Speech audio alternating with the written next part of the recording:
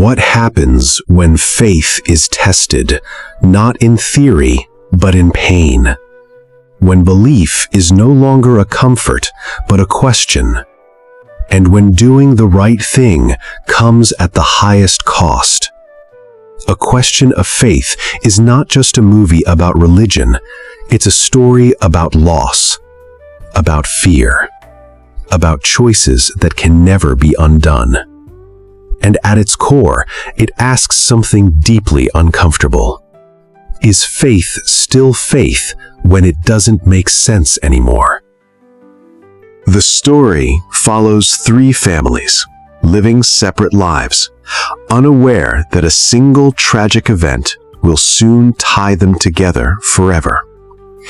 First is Pastor David Newman. David is a devoted Christian pastor, respected in his community and deeply committed to his beliefs.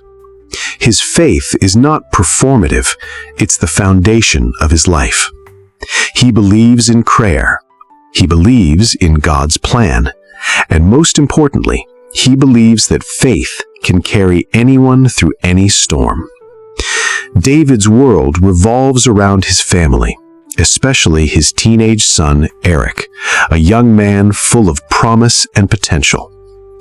Eric represents hope, the future, and everything David believes God has entrusted to him. At the same time, we are introduced to John Danielson, a hard-working father whose life revolves around protecting his daughter, Michelle. Michelle suffers from a heart condition that requires a transplant to survive. Every day, John lives with fear of time running out, fear of unanswered prayers, fear of losing the one person who gives his life meaning. Then there is Kate Hernandez, a single mother struggling to raise her daughter Maria. Kate is doing her best, but life has not been kind. Maria, still young and impressionable, carries the weight of her mother's expectations and mistakes. Their relationship is strained, complicated, and emotionally fragile. At this point, none of these families know each other. Their lives move forward separately, peacefully, unaware that everything is about to change. Without warning, tragedy strikes. A single accident occurs, sudden, violent, and irreversible. Eric Newman is involved, and he does not survive. For Pastor David, the world stops. The phone call comes. The words land. And in an instant, everything he believed about protection, prayer, and divine order begins to collapse. This is not just the loss of a son. It is the loss of certainty, the loss of understanding, the loss of the God David thought he knew. As David struggles to process his grief, another reality emerges. Eric was an organ donor, and his heart could save a life. That life belongs to Michelle Danielson. Suddenly, the tragedy that destroyed one family becomes the miracle that could save another. John Danielson receives the news he has been praying for. A heart is available. His daughter has a chance to live. But this miracle is built on another man's loss. John is grateful, but he is also conflicted. He knows that somewhere a family is grieving because his daughter might survive. Meanwhile, Pastor David is drowning in pain. As a pastor, people expect him to be strong, to pray, to trust God. But David can barely breathe. When the subject of Eric's donated heart arises, David is forced to confront an impossible reality. His son's death may save another child's life, but does that make the loss easier to accept or harder? David agrees to the donation, but his faith begins to fracture. As the story unfolds, the truth behind the accident is revealed. Maria Hernandez was involved. Her actions, influenced by fear, pressure, and poor judgment, contributed to the event that killed Eric. Maria is consumed by guilt. She didn't intend for anyone to die, but intention doesn't erase consequences. Her mother, Kate, tries to protect her, legally, emotionally, and spiritually. But Maria's conscience refuses to stay silent. Everywhere she goes, she carries the weight of a life lost.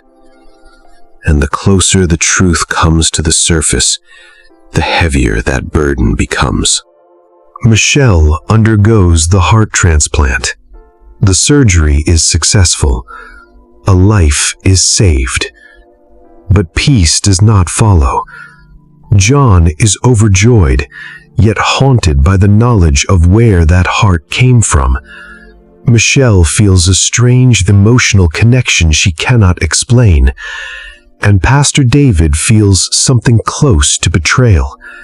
He prayed for protection and lost his son. Another man prayed for life and received it. The question grows louder in David's heart. Why does God answer some prayers and ignore others? David's sermons begin to change. The confidence is gone. The certainty is gone. Congregation members notice the shift. Some are supportive. Others are uncomfortable. Because David is no longer preaching easy faith. He is preaching doubt. John, on the other hand, finds his faith strengthened. He believes God intervened. He believes miracles are real. And unknowingly, both men are standing on opposite sides of the same tragedy. Legal consequences catch up with Maria. The case moves to court. Truth must be spoken. Responsibility must be assigned. Maria must face what she has done, and David must face her. The courtroom becomes more than a legal setting. It becomes a spiritual battlefield. Justice versus mercy. Law versus forgiveness. Pain versus grace. David struggles with rage, with bitterness, with the desire for accountability. Maria struggles with shame, with fear, with the hope that forgiveness is still possible. The families finally confront one another. Words are exchanged. Emotions explode. David is forced to look at Maria, not as a criminal, but as a broken young girl. John is forced to acknowledge that his miracle came from unimaginable pain. And Maria is forced to accept that forgiveness cannot be demanded, only offered. This is the moment where faith is no longer theoretical. It is raw, messy, and deeply human. David reaches a crossroads. He can cling to anger or step into forgiveness. He can abandon faith or redefine it. Faith, he realizes, is not about outcomes. It is not about answered prayers. Faith is about trust, even when understanding fails. In one of the film's most powerful moments, David chooses grace, not because the pain is gone, but because holding on to bitterness would destroy what remains of his soul. John and Michelle honor Eric's memory. David finds peace not in explanations, but in surrender. The families do not walk away unscarred, but they walk away changed. A question of faith does not offer easy answers. It doesn't tell us that everything happens for a reason. Instead, it asks us something far more challenging. Can you still believe when belief hurts? Can you still forgive when forgiveness costs you everything?